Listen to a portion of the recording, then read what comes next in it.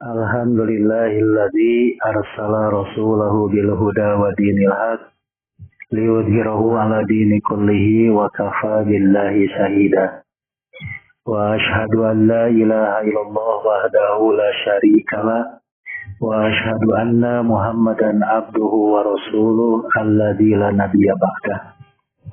Wa an Jabir bin Abdullah radhiyallahu anhu qala shalla mu'adun bi asjabihi isya'a fatawala alaihim faqala an-nabiyyu sallallahu alaihi wasallam aturidu an takuna ya mu'adzu fatana idza amamtan nas faqra bis-syamsi wa duhaha wasabbih bisma rabbikal a'la wa iqra bismi rabbika wal laili idza yabsa muttafaqun alaih wal lafdu li Muslim. Dari Jabir bin Abdullah radhiyallahu anhu berkata, Mu'adz sholat isya bersama para sahabat dan ia memanjangkan sholatnya. Maka Nabi sallallahu alaihi wasallam bersabda, wahai Mu'adz, apakah kamu ingin menjadi tukang fitnah? Jika kamu menjadi imam bagi orang-orang, maka bacalah surat As-Samsi, Ad-Duha, Al-Ala, dan Al-Ala. Muttafaqun alaih dan lafaz bagi Muslim. Iya. Itulah bu hadisnya. Pada ungkapan hadis ini, melihat dari hadis riwayat Imam Bukhari, lafaz Muslim, bahwa ada seseorang Arab gunung yang pada saat itu dia itu naik unta. Maka unta yang dipakainya kan kalimatnya bina dihaina. Kalimat bina dihaina itu mengandung arti al-ba'ir, unta yang suka dipakai untuk menarik air. Nah, karena saat itu akan mengambil air, maka dia menyempatkan dulu untuk melaksanakan sholat berjamaah. Dan yang jadi imam itu Mu'adz bin Jabal.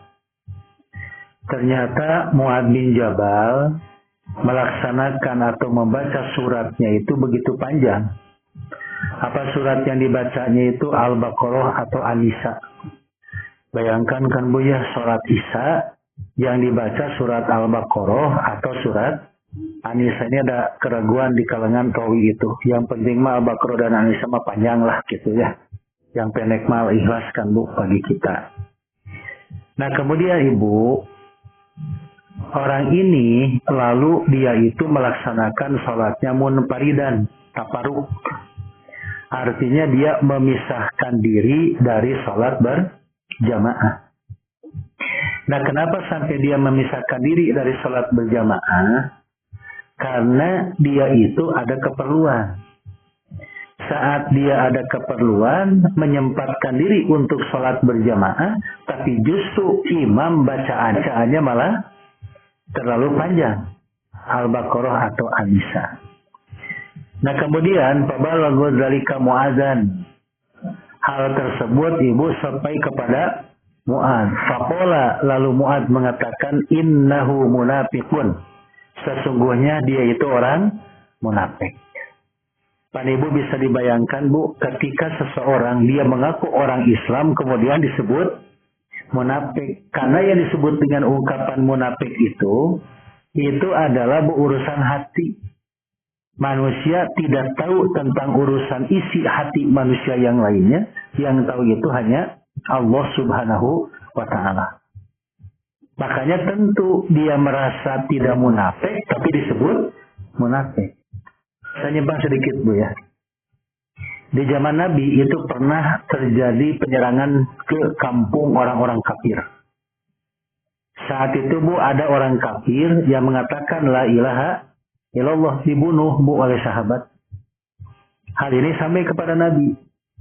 Maka kata Rasul, apa alasan kamu membunuh orang yang mengatakan la ilaha illallah? Lalu sahabat ini mengatakan, ya Rasulullah, dia mengatakan la ilaha illallah karena mungkin takut dibunuh. Apa jawaban Nabi? Apakah kamu pernah membelah dadanya orang itu? Bahwa dia mengatakan la ilaha illallah itu karena takut dibunuh. Mendapat pertanyaan seperti itu, sahabat tidak bisa menjawab. Artinya, urusan hati, Bu, itu tidak ada yang tahu kecuali orang yang punya hati itu sendiri. Makanya bagi kita, Ibu, jangan pernah mengecap orang itu melakukan sesuatu salah, enggak. Karena secara pokok, yang namanya manusia, al-aslu bara'atul zimmah. Secara pokok, manusia itu bebas dari tuduhan. Jadi apa, ada yang sebut dengan apa, ketika dia mengaku saya tidak bersalah, ya memang begitulah dulu. Sebelum ada bukti. Itu belajar untuk berhusnuzon lah. Gitu. Jangan mentang-mentang orang bawa map mau minta sumbangan gitu kan. Jangan dulu mengecap minta sumbangan, tanya dulu mau apa begitu. Ternyata mau ngasihkan surat apa gitu kan, Bu. Saya pernah menyampaikan kan ke ibu-ibu, ada seorang bapak sampai mengatakan kepada anaknya karena ada orang yang bawa map minta sumbangan jauh gitu. Apa kata anak, kata bapaknya ke anaknya, bilang pada bapak itu, kalau nanyain bapak, bilangin tidak ada, gitu. Itu kenapa? Karena bapak, maaf datang ya orang itu. Bapak ada, kata bapak, ya gitu, bahwa bapak tidak ada, gitu. Ternyata yang datang Pak RT.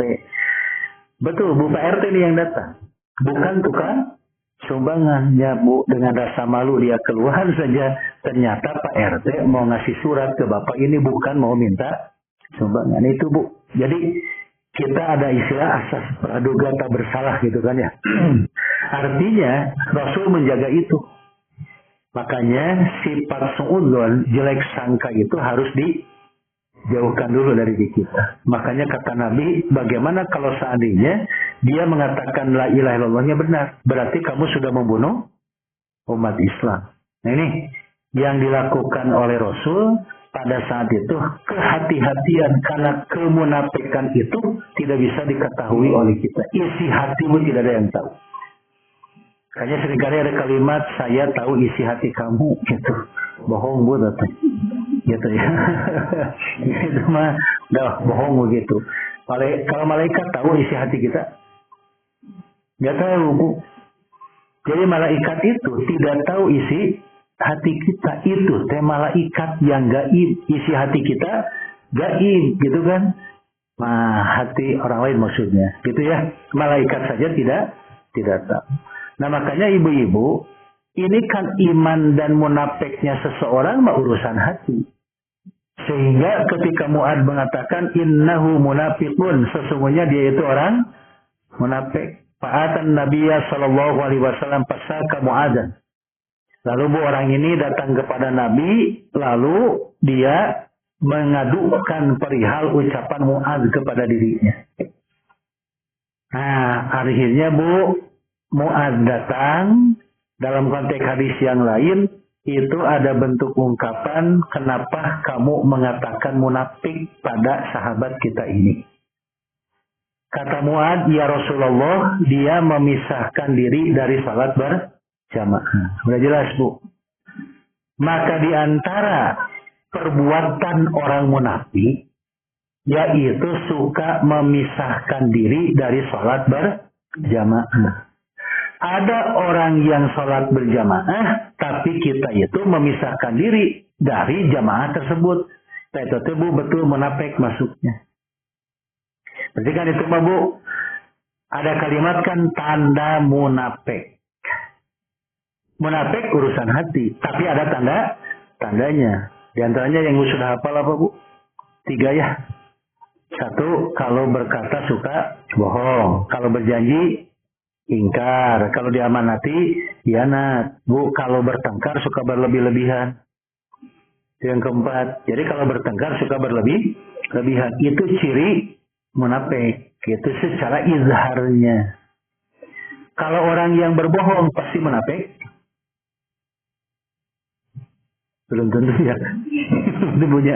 Jadi kalau orang yang bohong itu pasti munafik? Belum tentu. Kayak setingkat Bu Ammar bin Yasir yang pada bahasan sebelumnya dia mengatakan bahwa Lata wal Uzza. Dia berbohong kan? Hatinya tidak seperti itu.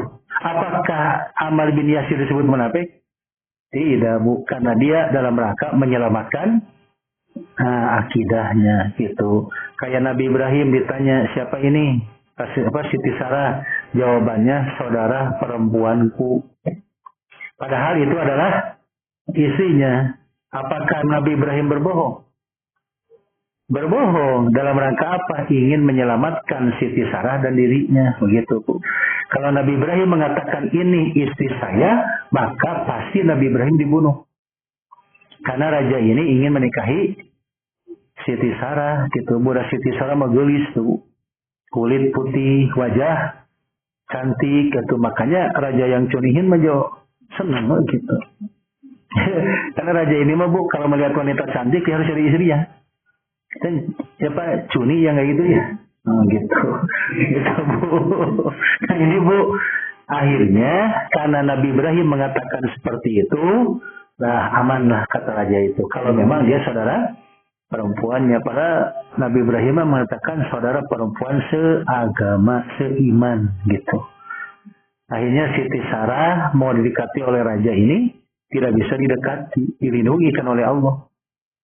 Akhirnya kembalikan lagi, buat apa jadi istri kalau tidak bisa didekati? Itu perlindungan yang Allah berikan kepada Siti Sarah. Di bonusan gitu Bu. Akhirnya diberi bonus Siti Hajar. Gitu. Jadi Siti Hajar belum jadi istrinya, tapi sebagai hamba sahaya Nabi Ibrahim. Akhirnya tidak punya anak, ditikah oleh Nabi Ibrahim. Lahirlah Nabi Ismail. Siti Hajar mah Bu kulitnya hitam. Makanya turunan Arab sekarang nu asli nama hitam. Itu orang Arab tuh yang putih-putih mah blasteran begitu punya. Jadi asli nama nah gitu. Nah, itulah ibu-ibu yang disebut dengan kebohongan. Tapi berbohong itu belum tentu disebut munafik. Ibu ditanya oleh siapa, Bu, kalau suami ibu masih ada uang untuk belanja? Ibu menjawab, tidak ada. Padahal uang masih ada. Bohong nggak, Bu? Bohong. Itu munafik begitu. Itu Bu. Itu bagian dari munafik. Tapi ibu mah enggak tuh. Ibu mah jujur masih ada, masih Pak. Tapi kalau mau nambah silahkan. Itu tuh bahasan. Nah gitu ya. Nah ibu-ibu ini pun tidak senang. Akhirnya kata Nabi, betul, kalau kamu itu memisahkan diri dari sholat berjamaah, kamu itu munafik gitu, Bu. Alasan kamu apa? Gitu. Sampai kamu memisahkan diri dari sholat berjamaah. Terangkan, Bu, alasannya itu. Maka Nabi berbalik sekarang itu. Justru yang disalahkan adalah Mu'adz. Lihat Bu kalimatnya dari Nabi. Aturidu antakuna ya Mu'adz pattanan. Pattanan itu bentuk jama dari apa mufradnya Bu? Maksudnya apa? Pattanan itu fit. Nah, gitu Bu. Jadi pattanan itu dari bentuk mufrad fitnatun. Fitnatun itu artinya ujian. Ada Bu ya? Fitnatun itu bisa diartikan siksaan gitu. Nah, apa yang dimaksud dengan kalimat pattanan itu? Maka yang menjadi bentuk fitnahnya itu munfirun nas an dinihim. Khawatir manusia itu akan lari dari agama mereka. Yang keduanya, mereka menolak atau enggan sholat berjamaah karena bacaan imamnya panjang. Itu patanannya itu. Jadi Bu, ada yang tidak mau sholat di sana surat nage panjang, kan teralami oleh ibu. Kalau ibu itu sholat taraweh berjamaah, kemudian imam itu bacaan suratnya panjang-panjang, maka biasanya Bu kita suka lari dari masjid itu. Pindah ke masjid yang lain. Itu patanan itu bentuk fitnahnya itu. Itu. Jadi Kenapa sana datang ke sini? Pindah. Di sana mah suratnya panjang-panjang. Gitu. Kabayang ibunya. Tarawih 4 rakaat. Surat Al-Baqarah 10 rakaat. 10 rakaat. 10 ayat, 10 ayat. Berarti kan 40 ayat. Kalau 8 rakaat berarti 80 ayat. 11 berarti 110 ayat. Lumayan kan Bu ya? Gitu. Nah sebetulnya kalau ibu salat sendiri memangga Bu, silahkan. Asal syaratnya apa gitu aja. Syaratnya. Ya, kalau ibu salat sendiri suratnya yang panjang boleh? Boleh, syaratnya apa gitu. Kita tuh pingin yang panjang, tapi ke apa gitu. Ponok deui. Nah, gitu Bu. Boleh surat Al-Bayyinah dibaca 2 kali dalam 1 rakaat? Boleh, silakan. Tak dilihat ke Bapak teh hebat ibu 1 rakaat yang panjang suratnya. Jadi kalau Al-Bayyinah 2 kali. Itu nggak jadi masalah Bu. Nah maka ibu-ibu, maka afatanun anta ya Mu'adz. Nabi menyebutnya Bu 3 kali. Jadi menurut kalimat aturidu antakuna ya Mu'adz fatanan, Nabi itu menyebutnya 3 kali. Apakah engkau itu akan membuat fitnah? Apakah engkau akan membuat fitnah sampai 3 kali? Menunjukkan bahwa Nabi tidak setuju atas apa yang dilakukan oleh Mu'adz bin Jabal. Maka para ibu lalu Nabi menyampaikan, kalau sholaita, jika kamu sholat isya diantaranya, bacalah sabbihisma rabbikal a'la. Udah mulai panjang gitu bagi kita mah. Jadi bagi Nabi mah ini teh, ponok sok tinggal Bu ayatna. 1 surat Sabihis, yang kedua surat Asy-Syamsu, yang ketiga surat Al-Lail gitu kan ya. Kemudian ada juga Al-Alaq ya. Nah jadi surat Asy-Syamsi, Wasyamsi waduhaha, kemudian Al-A'la, Al-Alaq dan Al-Lail. Ya mana parahnya unggul tuh bagi kita. Gitu. Kalau bagi Rasulullah, nahon Bu. Ibu bisa perhatikan kalau di Arab Bu salat maghrib itu suratnya yang pendek-pendek. Ya, baik di Masjidil Haram atau Masjid Nabawi itu bacaan teh Ar-Aita, Al-Quraisy gitu kan Bu.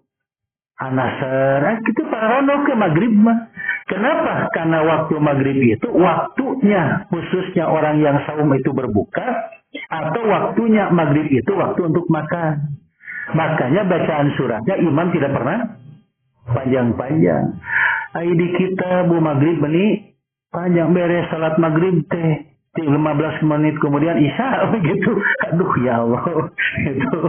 Jadi ternyata para ibu, ketika seseorang itu menjadi imam, itu harus melihat dulu keadaan makmumnya, gitu.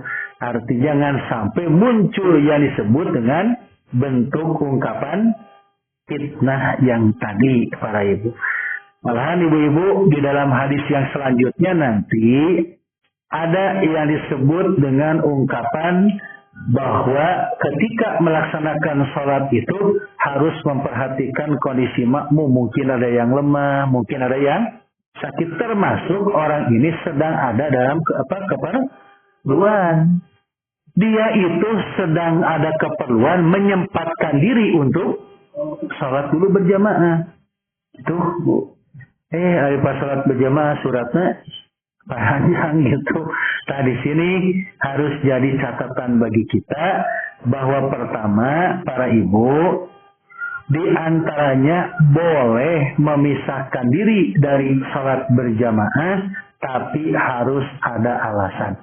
Sekali lagi, boleh memisahkan diri dari sholat berjamaah asal ada alasan, gitu.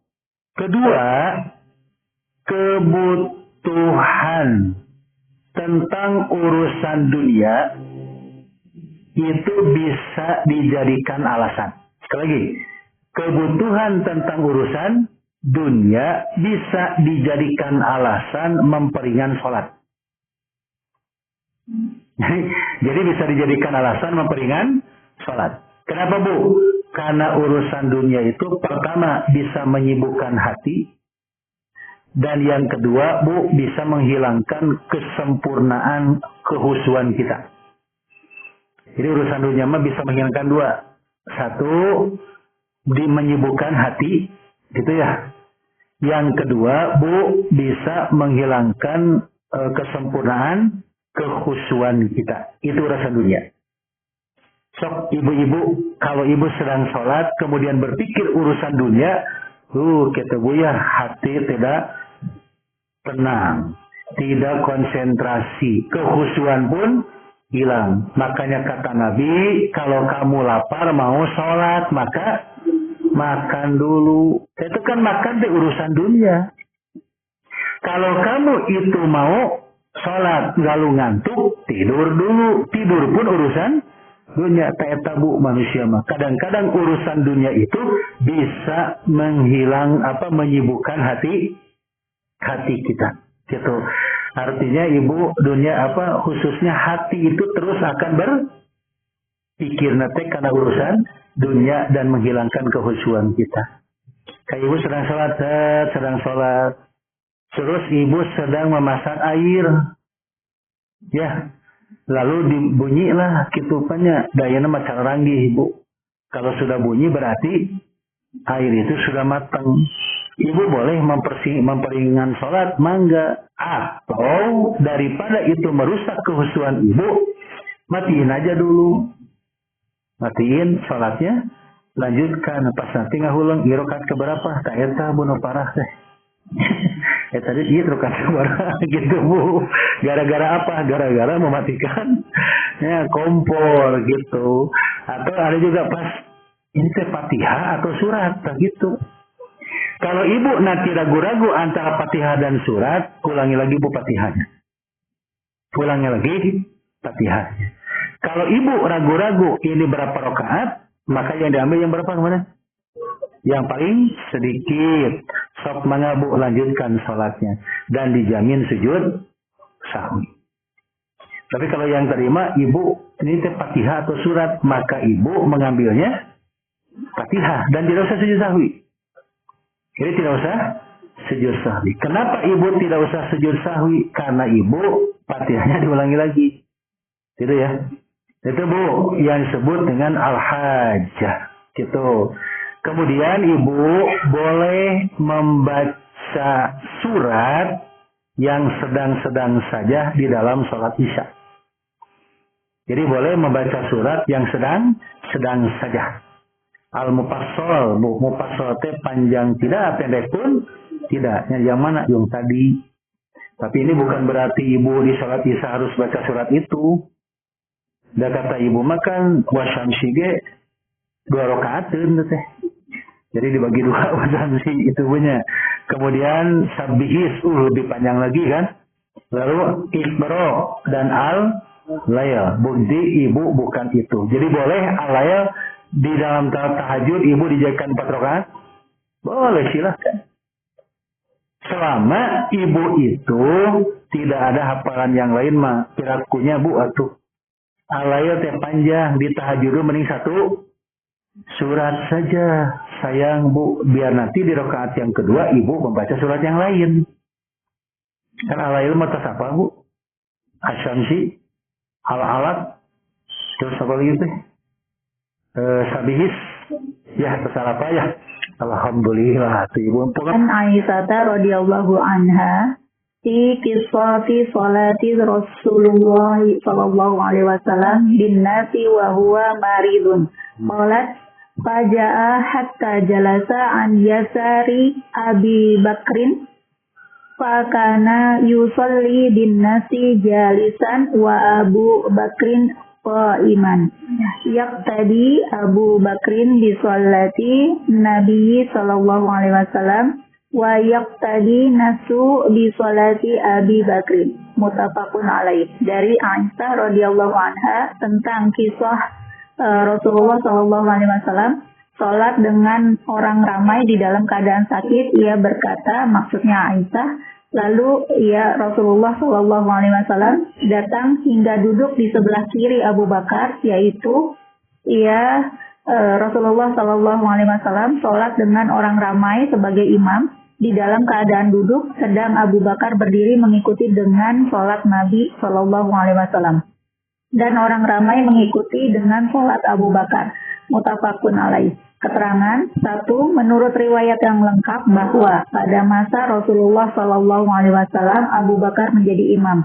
Kebetulan Rasulullah Shallallahu Alaihi Wasallam merasa ringan, lalu keluar dan duduk di sisi Abu Bakar sebagai imam.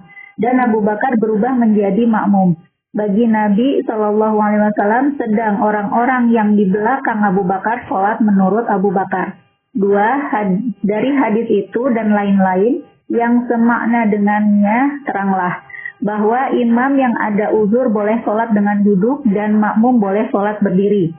Bahwa orang yang datang sesudah orang-orang kerjakan sebagian dari sholat boleh jadi imam.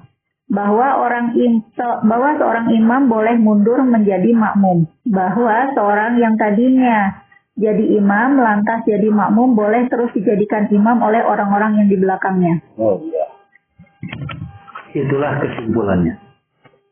Ya, jadi tidak usah disimpulkan lagi karena sudah ada kesimpulannya. Bu, hadis itu riwayat Imam Bukhari dan Muslim. Ada kalimat fi kisoti sholati Rasulillah SAW bin nas. Dan Rasul itu beliau dalam keadaan sakit. Memakai kalimat lama sakula ala Rasulullah SAW. Ja'a Bilalun yu'zinuhu bis sholah. Jadi Nabi itu sedang sakit parah. Sakit parah Nabi itu yang ujung-ujungnya Nabi sampai meninggal dunia. Karena Nabi itu jarang sakit sebetulnya. Sekali lagi, jadi Nabi mah jarang sakit. Kalau pusing-pusing sedikit mah ya suka Nabi gue tepai tidak sering. Yang menjadi pertanyaan kenapa Nabi jarang sakit? Karena Nabi mah bersih hati. Jadi Nabi mah bersih hati, bersih jiwanya. Karena yang disebut dengan penyakit itu justru datangnya dari keadaan hati kita. Makanya kalau ibu ingin jadi orang yang sehat, maka syaratnya bersih hati kita. Itu Bu. Gimana tuh saya mas sekarang sudah ada penyakitnya, ya udah nikmati saja. Nikmati saja. Dan ikuti petunjuk dokter. Ada 2 Bu. Dia sama-sama sakitnya diabetes. Jantungnya juga ada, paru-parunya kena. Saya mengevaluasi 2 orang ini. Yang satu mah Bu, dia dikasih obat oleh dokter. Tapi makanan tidak pernah mengikuti apa yang ditunjukkan oleh dokter. Yang satu mah.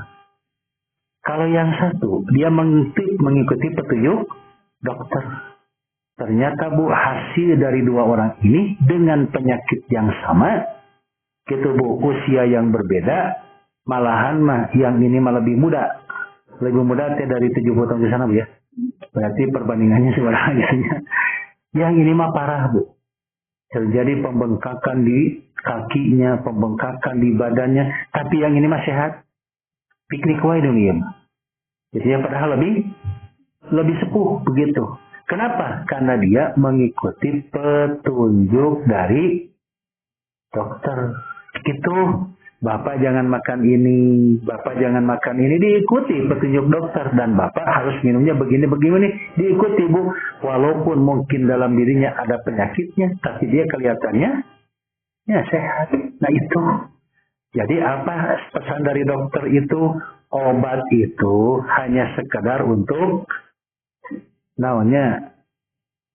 bukan untuk mengobati, tapi obat itu adanya di dalam hati Bapak. Gitu. Makanya ibu-ibu yang ada penyakit di badan ibu, ya udah ibu obati, ikuti petunjuk dokter, insya Allah ibu akan enjoy lah begitu. Nah maka ibu itu akan merasa nyaman, ya. Nah makanya Bu, Nabi beliau itu mengalami penyakit yang sangat parah itu itu saat beliau Bu akan mendekati meninggal dunia. Baru Bu itu penyakitnya sangat parah. Temperatur panas Nabi disimutan oge gitu Bu ya, panas itu tembus satu. Maka Rasulullah sampai menyatakan, kalaulah panas badan yang aku alami ini teralami oleh manusia selainku, maka dia tidak akan kuat. Makanya Nabi Bu sampai panas berkeringat, dimasukkan Bu tangannya ke air, lalu diusapkan ke wajahnya oleh Nabi sambil mengucapkan la ilaha illallah. Tubuh keadaan Nabi itu seketika akan meninggal dunia sampai separah itu penyakitnya. Tapi Nabi Bu sampai mengatakan, ya Allah, saat beliau akan meninggal dunia mau dicabut, ruhnya itu sangat sakit dirasakan oleh Nabi. Lalu apa kata Rasul? Ya Allah, semoga rasa sakit dicabut nyawa ini tidak ditibankan kepada umatku. Cukup aku saja yang merasakannya. Bagaimana? Jadi Nabi mau meninggal dunia saja sampai mendoakan umatnya supaya sakitnya dicabut nyawa itu tidak terasa oleh umatku. Makanya kalau kita Bu ingin nikmat dicabut nyawa, syaratnya apa? Ikuti Rasulullah. Jadilah umat Rasul. Jangan terjerumus pada perbuatan bid'ah. Ya, insya Allah Bu kalau ada penyakit sehat gitu. Ya, nah, makanya Bu Rasul pada saat itu beliau tidak bisa bangun bila datang kepada Rasul, ya Rasulullah sudah waktunya untuk melaksanakan sholat. Apa Bu kata Rasulullah? Muru Aba Bakrin an yusalliya bin nas. Suruh Abu Bakar untuk menjadi imam. Fakultu, kata Siti Aisyah, ya Rasulullah, inna Aba Bakrin rajulun asipun wa innahu mata ma yuqimu maqamaka la yusmi'un nas. Falau amarta Umar. Wahai Rasulullah, bapak saya itu seorang laki-laki yang cengeng. Maka mungkin nanti apa yang dibacanya tidak akan pernah terdengar jelas oleh makmum. Falau amarta Umaru, bagaimana kalau Umar yang jadi imam? Umar mah kuatan, Umar mah hebat gitu. Bapak saya mah cengeng. Rajulun asipun deh Bu. Asipun deh cengeng. Bahasa Sunda mah asep gitu. Gitu Bu. Ya kan Bu, asipun gitu ya. Ya jadi bahasa Sunda mah asep gitu. Kalau namanya asep cengeng ya memang begitu. Rajulun asipun Bu. Tabu kemudian faqala muru Abi Bakrin yusalli bin nas. Faqultu lil Hafsa quli lahu inna Abu Bakrin rajulun asipun. Sama Bu, kata Hafsa begitu gitu kepada Umar yang jadi imam. Apa kata Rasul? Inna kunna la antunna sawahibu Yusufa. Sesungguhnya kalian itu seperti wanita pada zaman Nabi Yusuf. Siapa yang masih dengan wanita pada zaman Nabi Yusuf itu? Yaitu Siti Julaiho. Jadi Siti Julaiho. Kita mah suka menyebutnya Siti Julaiha, padahal asli nama Siti Julaiho. Julaiho. Jadi kita mah Julaiha itu disalin ke bahasa kita. Nah, kenapa Bu Nabi sampai mengibaratkan Siti Aisyah dengan Siti Hafsah seperti Siti Julaiha? Jadi maksudnya Siti Aisyah dan Siti Hafsah itu menolak apa yang diperintahkan oleh Nabi tapi tidak secara langsung. Seperti Siti Julaiha, dia itu berbuat baik kepada ibu-ibu yang diundang oleh Siti Julaiha, tujuannya bukan berbuat baik, tapi ingin memperlihatkan Nabi Yusuf. Tak gitu Bu. Jadi hebat gitu Nabinya. Jadi kamu mah kenapa kalian itu seperti wanita pada zaman Nabi Yusuf? Kan Siti Julaiha Bu ngundang ibu-ibu ya. Kemudian dikasih hidangan ibu-ibu itu.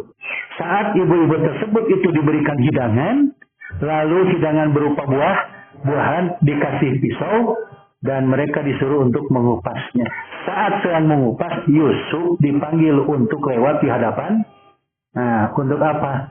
Biar kalian tahu kenapa saya tertarik oleh Yusuf gitu. Jadi karena kalimat gini, masa senang ibu angkat senang sama anak angkatnya atau bekas anak hamba sahayanya? Kata Siti Julaiho kayaknya belum tahu dia segitu. Unang bu semuanya. Ternyata bu sedang membuka mengupas buah, Nabi Yusuf disuruh untuk lewat. Betul ya bu. Sampai ada pengungkapan apakah ini malaikat atau manusia, dan tangannya itu pada teriris. Pantas Siti Julaiha. Nah, kayaknya kalau ibu-ibu dulu, ibu ada gitunya. Gitu. Pasti seperti itu, Bu.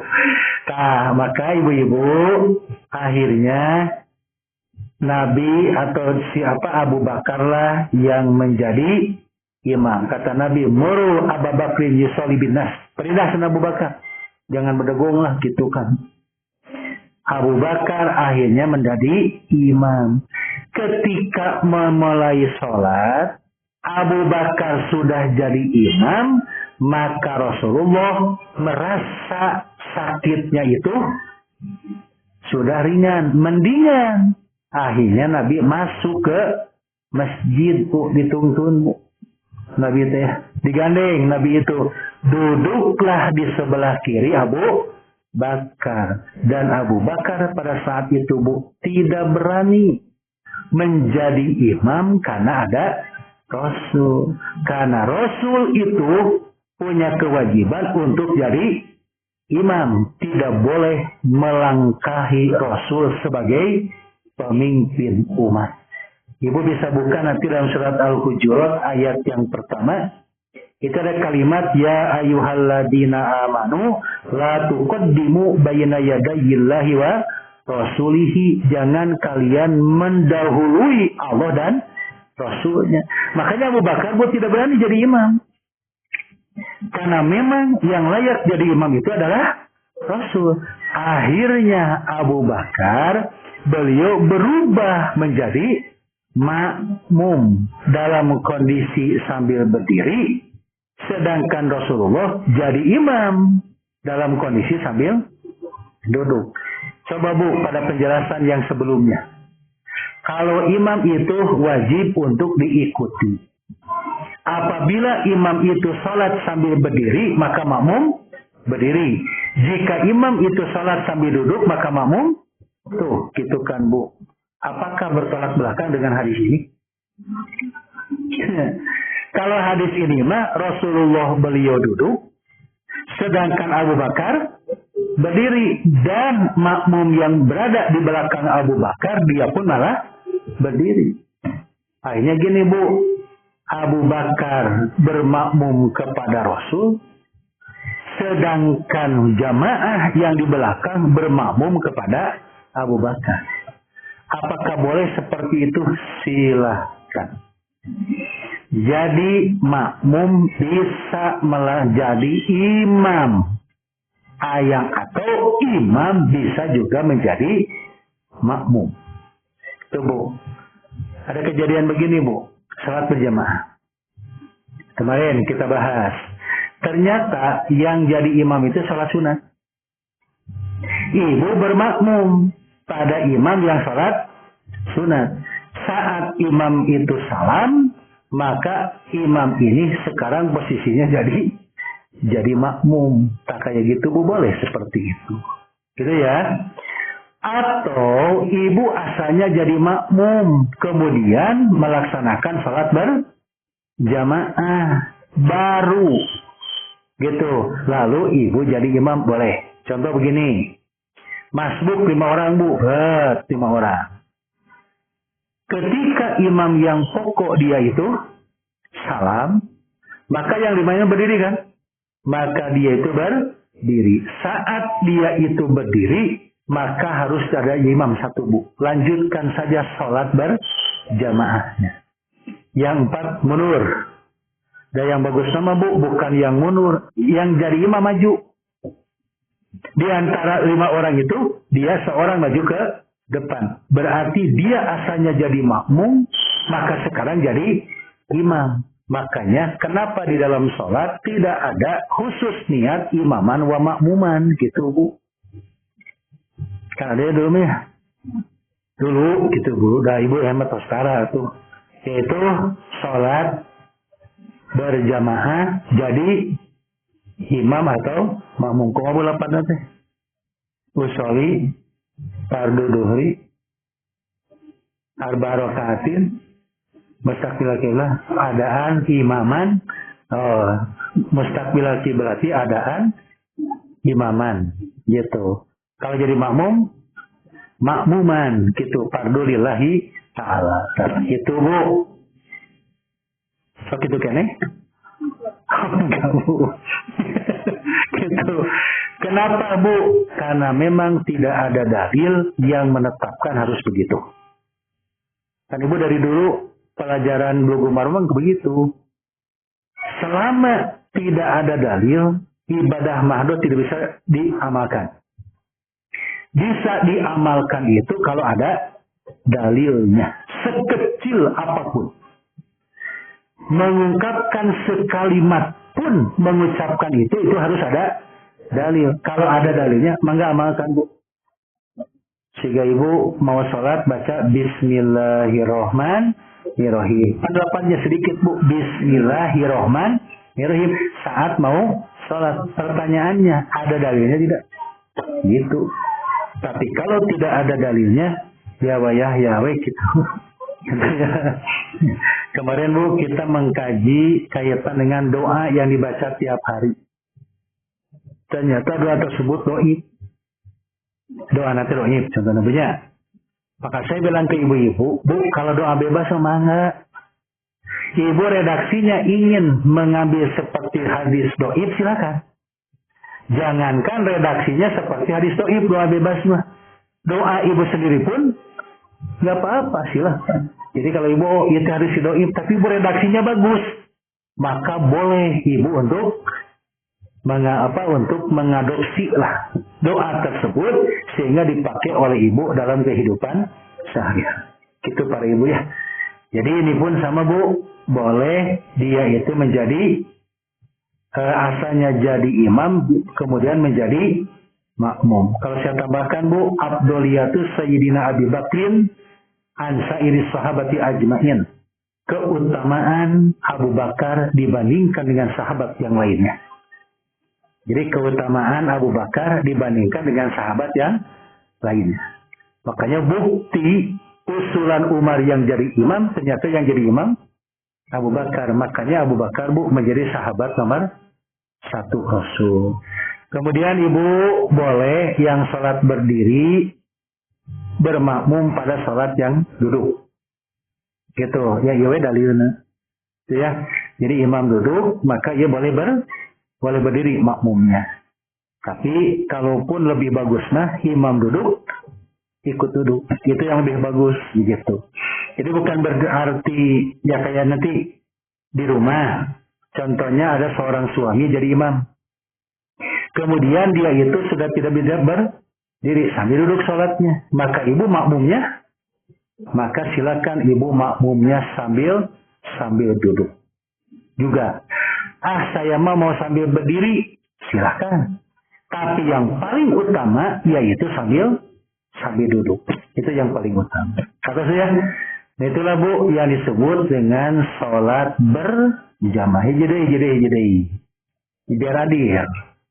Kemarin 3, sekarang pun 3. Ini kan An Abi Hurairah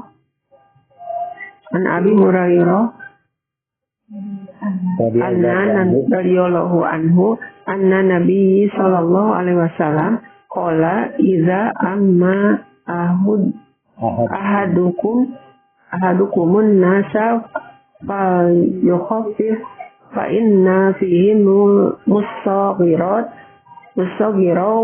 wal kabira wad dha'ifa wa dzal hajati fa idza shalla wahdahu fal yusalli kaifa sya'a muttafaqun alaih.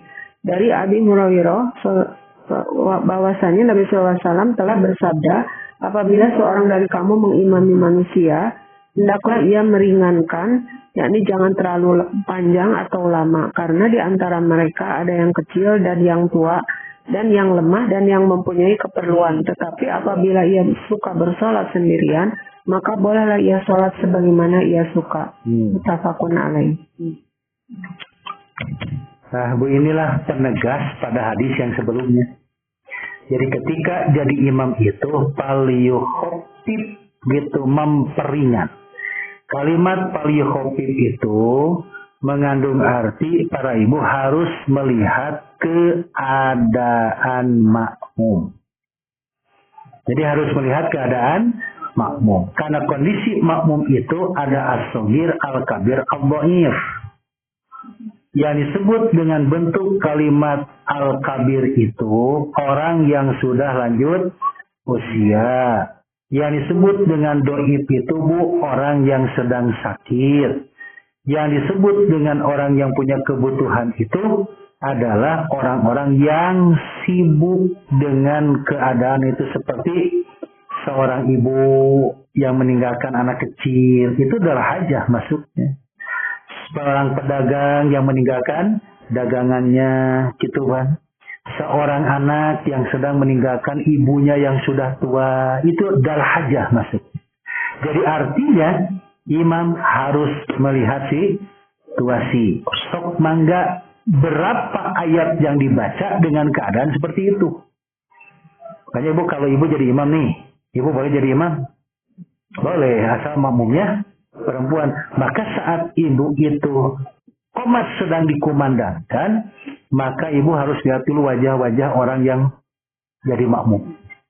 Ibu bisa lihat kan, oh wajah ini lapar, wajah ini penyelus, gitu. Bu, kelihatan dari wajah itu, oh berarti saya bacaannya harus begini. Gitu. Ya, jadi itulah yang disebut dengan imamah harus punya apa, ilmu psikologi ternyata, Bu, ya. Jadi bisa membaca wajah. Kelihatan, Bu, wajah mah, oh imam wajah tunuh gitu. Noi wajah malas, noi wajah ketinggal, Bu. Itu kelihatan. Makanya nanti ketika ibu itu melaksanakan sholat sendiri, fal yusolli kaifa sya'a, silakan. Apapun yang kamu kehendaki ketika sholat sendiri, mangga. Cuman, Bu, jangan sampai keluar dari batas waktu yang telah ditentukan. Saking panjangnya surat yang dibaca, sehingga para ibu tembus keluar sholat subuh, tahajud teh. Gitu, padahal di jam 3. Tapi sampai tahajudnya, nah gitu. Tapi untuk Nabi makan gitu, Bu, ya. Beliau melaksanakan sholat tahajud sampai kakinya pun bengkak Nabi itu. Kenapa? Karena saking panjangnya surat yang dibaca oleh Nabi. Nah, jadi ibu-ibu, dari ungkapan hadis ini, maka imam itu harus melihat kondisi makmum ketika jadi imam. Yang kedua, kalau sholat sendiri, silahkan mau panjang atau pendek bacaan suratnya. Jadi mau panjang atau pendek bacaan suratnya dipersilahkan. Maka ibu mau milih yang mana bacaan suratnya, yang panjang yang pendek? Ya, mama ibu ya teman. Jadi yang penting ibu merasa nyaman. Itulah ibu-ibu 3 hadis yang kita kaji pada pagi hari ini. Jadi secara ringkasnya dari 3 hadis itu, pertama ibu dengan hadis pertama dan ketiga sama, yaitu ketika sholat berjamaah imam harus memperhatikan kondisi makmum, dan dikuatkan oleh hadis yang keduanya bahwa yang disebut dengan imam boleh berubah menjadi makmum, atau sebaliknya makmum bisa menjadi imam. Dan ketika imam itu sholatnya sambil duduk, maka makmum boleh sambil berdiri, tapi lebih baik duduk mengikuti imam. Begitu ya. Silakan dicirian sama ibu-ibu. Maka Bu, kalau ada hal yang mau ditanyakan. Bismillahirrahmanirrahim. Bismillah. Ustaz mau tanya tadi bagaimana cara memisahkan diri dari sholat yang berjamaah. Jadi misalnya udah ikut 1 rakaat, terus keluarkan dari saf. Nggak usah keluar, Bu. Udah aja di sana. Oh, tetap berdirinya? Iya. Dengan catatan ada alasan ya. Dengan catatan ada alasan. Karena kalau nanti kita keluar dari saf, itu mau kemana pindahnya? Kalau kondisinya dalam keadaan penuh. Nggak apa-apa, silakan kita misahkan diri saja. Walaupun itu akan jadi viral. Iya. Walaupun jadi viral kalau zaman sekarang. Jadi ternyata ada orang sholat berjamaah memisahkan diri. Nah ini nanti Bu, masalahnya justru akan menjadi lebih hebat Bu kalau sekarang mah gitu. Tapi memang kalaulah itu terpaksa kita untuk melakukannya, nggak usah memisahkan diri, batalkan saja keluar dari berjamaah itu.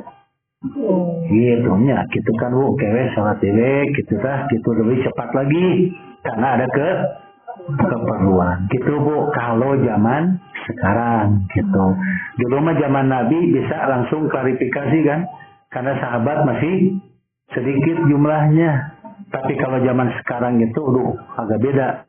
Harus klarifikasinya bagaimana? Dikhawatirkan itu jadi fitnah, gitu. Gitu Bu. Ya. Ada lagi, mohon. Maksudnya misalnya saya sedang berdiri di tengah-tengah, jadi berdiri aja pindah ke paling belakang, terus mulai lagi dari ayat dari awal. Itu lebih aman. Lebih aman. Iya. Tapi kalau Ibu memungkinkan bisa mundur, mah enggak. Yang tidak mengganggu orang lain, boleh itu mah terus mundur, bisa gitu, bisa seperti itu. Gitu. Enggak Bu, ada Bu? Bentar Pak, kalau misalnya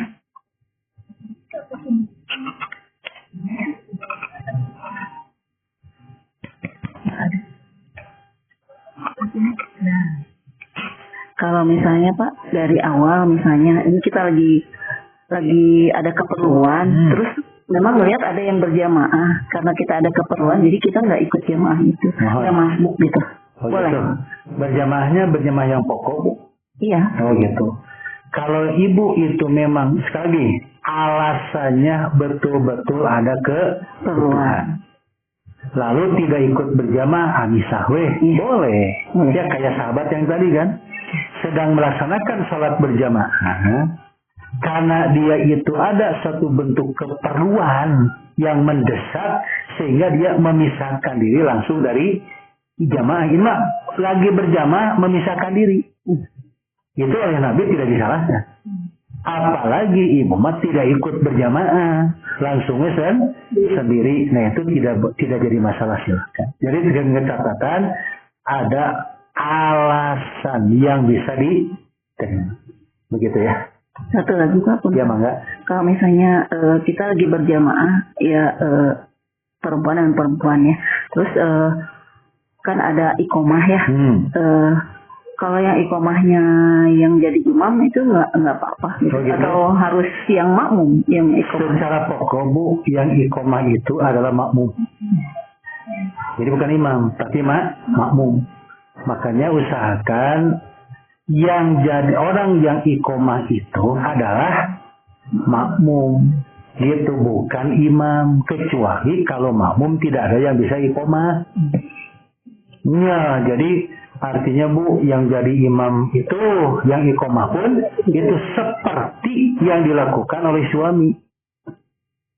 Kan istri tidak boleh iqomah. Maka akhirnya suami jadi imam, ya suami juga iqomah boleh itu. Ya. Jadi bagus nama tetap makmum yang melaksanakan iqomah. Termohon. Mangga saya Bu.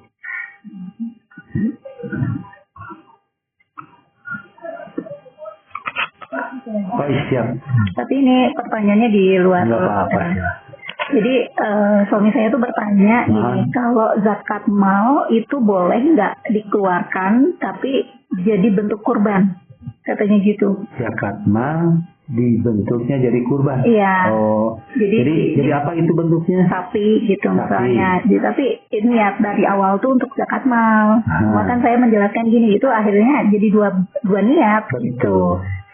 Jadi nggak jelas nanti Bu, dia itu beli sapi tapi dari uang zakat mal.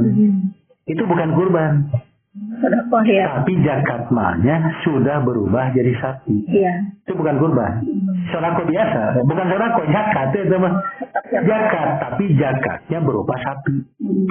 Ini bukan kurban. Gitu Bu ya. Iya. Nah makanya untuk kaitan sapi yang ini, karena itu uang zakat, hati-hati mustahiknya. Tidak semua jadi mustahik dari sapi itu mah. Iya. Tapi harus 7 asnaf. Karena 8 asnaf yang satu sudah tidak ada. Iya. Hamba sahaya itu kan. Jadi 7 asnaf itu beda dengan kurban. Kalau kurban mah sodakoh bentuknya. Jadi boleh siapa saja mustahiknya. Itu boleh ya. Jadi kasih tahu nanti ke suami. Kalau beli sapinya itu dari zakat mal, maka itu sapi tetap zakat. Tapi zakat dengan berupa sapi.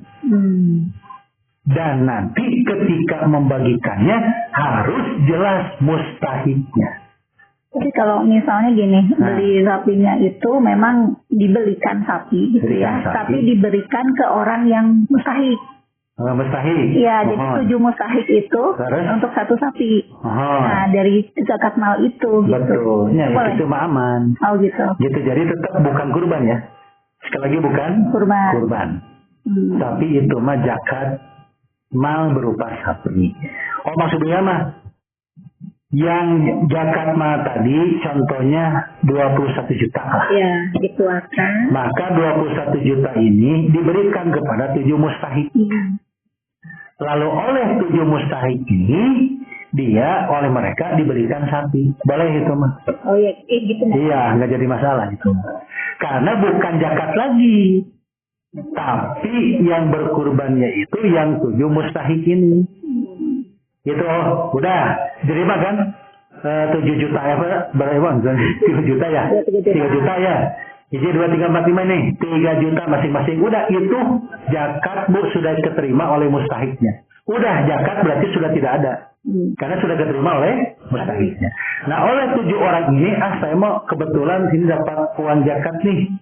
Mau dipakai kurban? Boleh. Berarti yang mustahik ini, dia bukan mengeluarkan zakat. Tapi dia tuh bersodakoh dengan 3 juta dipakai kurban. Itu mah boleh. Gak apa-apa itu. Cuman jangan ditekan oleh yang zakatnya. Yang gini, saya nih punya zakat masing-masing 3 juta, tapi harus kurban. Nah itu nggak boleh. Berarti ada kepaksaan, kata yang pakai mesin nggak mau, udah saya pingin itu. Jadi jangan ada apa sebetulnya intimidasi gitu. Jangan dipaksa diberi masing-masing 3 juta harus dipaksa kurban, nggak boleh. Dan itu mabuk urusan kurban, mah keikhlasan seseorang. Itu boleh ya, gitu. Segitu ya, segitu lah. Ya. Nah, eta mah kukurbanan Bu. Nggak boleh. Kukurbanan, gitu. Iya harusnya itu diberikan ke kepala sekolah. Ya, hanya sekadar pembelajaran. Gitu Bu ya. Itu aja mungkin Bu yang bisa saya sampaikan. Insya Allah Rabu depan dipertemukan kembali. Mudah-mudahan semuanya dalam keadaan sehat. Karena ibu-ibu yang libur mah Jumat Bu. Merah mah hari Jumat. Tanggal 1 ya kalau nggak salah ya. Gitu. Jadi May Day. Hebatnya. Rabu mah belum merah. Gitu. Ya Bu ya. Rabbana atina fid dunya hasanah wa fil akhirati hasanah wa qina azabannar. Wassalamualaikum warahmatullahi wabarakatuh.